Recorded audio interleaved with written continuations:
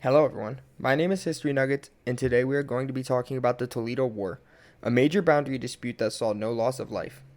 When the Northwest Territory was established in 1787 in the Midwest, one of the borders drawn on was an east and west line drawn throughout the southerly bend of the extreme of Lake Michigan.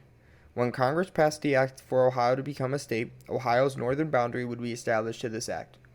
The Mitchell map, however, slated that Lake Michigan's west line should not intersect Lake Erie at all. Ohio, as a result, gained more territory, claiming all of the shore of Lake Erie. However, disputes between fur trappers resulting in more confusion on the actual border, resulting in a congressional committee to occur afterward. Port Miami, eventually becoming Toledo, argued with the Ohio governor to establish a proper border. Ohio would plead to Congress, leading to an official survey in 1812. This survey would be delayed after the War of 1812 for another 4 years. Edward Tiffin, the surveyor, would be sent from Ohio, where Michigan would see this, and Governor Louis Katz would call this complete bias. Michigan would send out their own surveyor, and would conclude that Michigan should keep the Toledo Strip.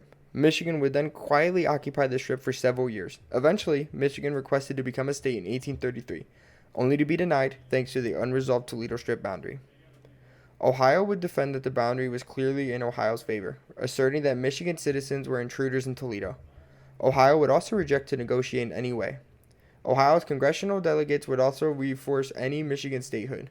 Michigan, in response, would allow for Stevens T. Mason, the governor, to call for a state constitutional convention, heightening tensions even more. Ohio would then call for legislation, Michigan seeing this as criminal, and would pass the Pains and Penalties Act, where Ohioans would be arrested. Michigan then sent Brigadier General Joseph W. Brown to send the militia against Ohio trespassers, resulting in Robert Lucas of Ohio obtaining legislative approval and dispatching troops to the Strip. The Toledo War had officially begun. Governor Lucas, acting as commander-in-chief, would send 600 soldiers 10 miles south of Toledo. General Brown of Michigan had 1,000 armed men occupying Toledo and threatening to attack any Ohioan troops. President Jackson of the United States began getting concerned, with Ohio being one of the most important states in the Electoral College, possibly making Jackson lose Democratic votes. President Jackson would then send over representatives to mediate this conflict, with them resuming the survey, which marks the Harris Line. The Battle of Philip Cromer's would then occur, where a surveying group of Ohio was attacked by General Brown's militia, heightening tensions even more. Michigan would then arrest 2 Ohioans for voting in Ohio elections in Toledo, and would also begin establishing Toledo as a Lucas County seat.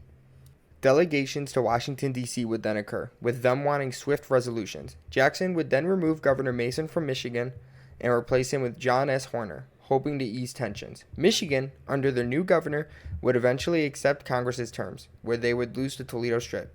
Under the Frostbitten Convention in 1836, Michigan would be admitted to the Union without the Toledo Strip, but now with the entire Upper Peninsula we see today, establishing the borders we see.